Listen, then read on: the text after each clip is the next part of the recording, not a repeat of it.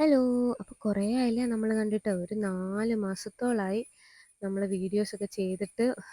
അപ്പം വേറൊന്നുമല്ല, pregnancy related ആയിട്ട് ഞാൻ ഒരുപാട് വിഷമങ്ങളിൽ കൂടെ കടന്നു പോയിക്കൊണ്ടിരിക്കുവായിരുന്നു. അപ്പോൾ അതിൻ്റെ ഇടയ്ക്ക് നമുക്ക് എന്താ പറയുക, വീഡിയോ എടുക്കാനോ എഡിറ്റ് ചെയ്യാനോ വോയിസ് ഓവർ കൊടുക്കാനോ ഒന്നിനും എനിക്ക് ഒരു മൂഡും ഇല്ലായിരുന്നു. കാരണം ഭയങ്കര ഛർദിയും ഭയങ്കര പെയിൻ, അതായത് നടുവേദന, കാലിന് വേദന, കൈക്ക് വേദന എന്നും പറഞ്ഞിട്ട് ഇല്ലാത്ത തരം വേദനകളൊന്നുമില്ല, എല്ലാം എനിക്കുണ്ടായിരുന്നു. കാരണം ഒട്ടും എക്സ്പെക്റ്റ് ചെയ്യാത്ത, കാരണം കുട്ടിയായിരുന്നപ്പോൾ എനിക്ക് ഈ ഒരു വക പ്രശ്നങ്ങളൊന്നുമില്ലായിരുന്നു. പ്രഗ്നൻസി ടൈം എന്ന് പറഞ്ഞാൽ ഭയങ്കര സ്മൂത്തായിട്ട് പോയൊരു കാലഘട്ടമാണ്. പക്ഷേ ഇതെനിക്ക് തീരെ തല പോലും പൊക്കാൻ പറ്റാത്തൊരവസ്ഥയിലായിരുന്നു എൻ്റെ ഒരു കിടപ്പ്. അപ്പം ഇവിടെ അമ്മയ്ക്കാണെങ്കിലും വയ്യെങ്കിൽ വയ്യ, കിടന്നോ, എന്തെങ്കിലും ചെയ്യാൻ പറ്റുവാണെങ്കിൽ ചെയ്തോ എന്നുള്ളൊരു രീതിയാണ് കേട്ടോ. അമ്മയ്ക്ക് അങ്ങനെ പ്രശ്നങ്ങളൊന്നുമില്ല. അപ്പോൾ വിനോദൻ എന്നെ എപ്പോഴും കളിയാക്കുമായിരുന്നു, നീ അത് മുതലെടുക്കാമെന്ന് പറഞ്ഞിട്ട്. ഈ ഒരു സമയത്തെ വിഷമങ്ങൾ അറിയാവുന്നവർക്കറിയാം എന്തുമാത്രം വിഷമത്തിൽ ഒരു കാഠിന്യമുണ്ട് ആ ഒരു പ്രശ്നങ്ങൾക്കെന്നല്ലേ. അപ്പോൾ ഇപ്പോഴും ഛർദി ഇടയ്ക്കിടയ്ക്ക് തലപൊക്കി വരും, ഞാനിവിടെ ഉണ്ട്, ഞാൻ പോയിട്ടില്ല എന്നുള്ള രീതിയിൽ. എന്നാലും കുഴപ്പമില്ല, എണീറ്റ് നടക്കാം, എന്തെങ്കിലുമൊക്കെ ചെയ്യാം എന്നുള്ളൊരു അവസ്ഥയിലോട്ട് എത്തിയിട്ടുണ്ട്. അപ്പോൾ ഞാനിന്ന് ഉച്ച കഴിഞ്ഞത്തെ വ്ളോഗാണ് കേട്ടോ. അപ്പോൾ ഉച്ച കഴിഞ്ഞപ്പോഴത്തേനൊരു സിനിമയൊക്കെ കണ്ടു.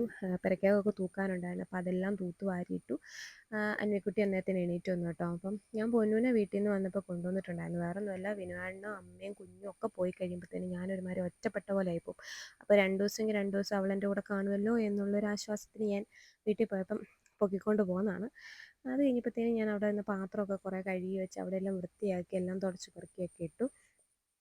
പിന്നെ കട്ടൻ ചായ കേട്ടോ നമ്മൾ വൈകുന്നേരം വെക്കുന്നത്. അപ്പോൾ കട്ടൻ ചായയൊക്കെ ഇട്ട് അമ്മയ്ക്കും ഉള്ളതിട്ട് നമുക്കുള്ളത് ഇട്ട് കുടിക്കുക കേട്ടോ.